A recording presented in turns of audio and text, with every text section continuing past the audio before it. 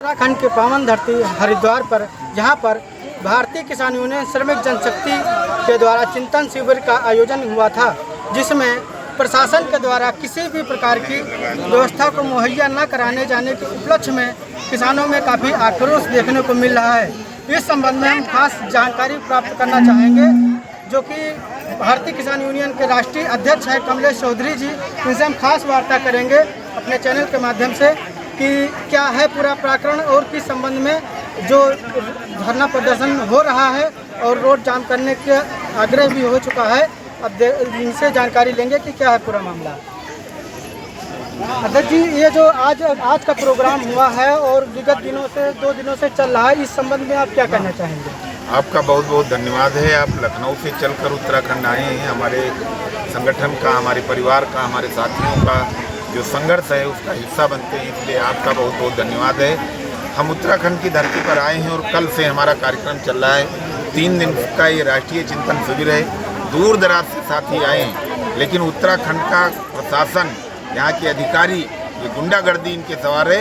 ये गूंगे बहरे हो गए हैं, इनको कुछ दिखाई नहीं देता, इनको सुनाई नहीं देता।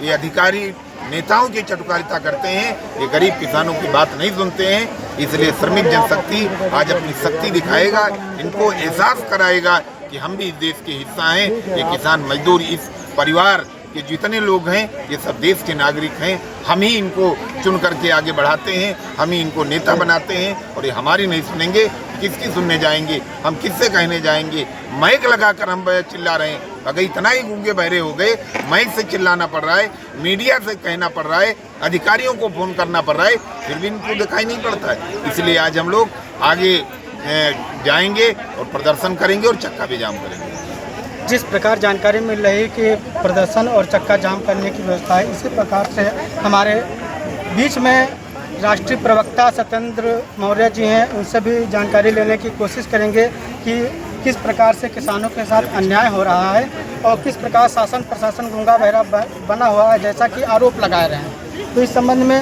हम पूरी जानकारी करने की कोशिश करेंगे कि किस प्रकार से जो है किसानों में आक्रोश जो है वो किस चरम पर जा चुका है। आप इस विषय पर क्या कहना चाहेंगे? मैं सत्येंद्र कुमार मौर्य बताना चाहता हूं कि भारतीय किसान यूनियन श्रमिक जनशक्ति के बैनर तले ये 4, 5 और 6 जून 2026 को यहाँ 3 दिन का चिंतन शिविर लगाया गया।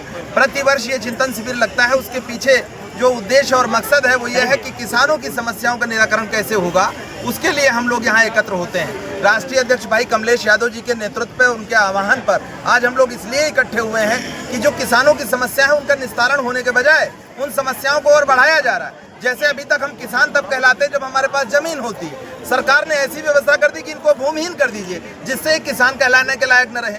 आज की तारीख में आप चले जाइए गाँव के अंदर, जहां पर भी आप जाएंगे, या तो किसी उद्योगपति ने या अडानी अंबानी ने या सरकार के द्वारा स्वयं जमीन का अधिग्रहण किया गया है। चाहे वो बिजली की लाइन के नाम पर किया गया हो, चाहे 4 लाइन या 6 लाइन बिछाने के नाम पर किया गया हो, और उनका जो मुआवजा देने की बात की जा रही थी, 10 साल से सर्किल रेट नहीं बढ़ाया गया।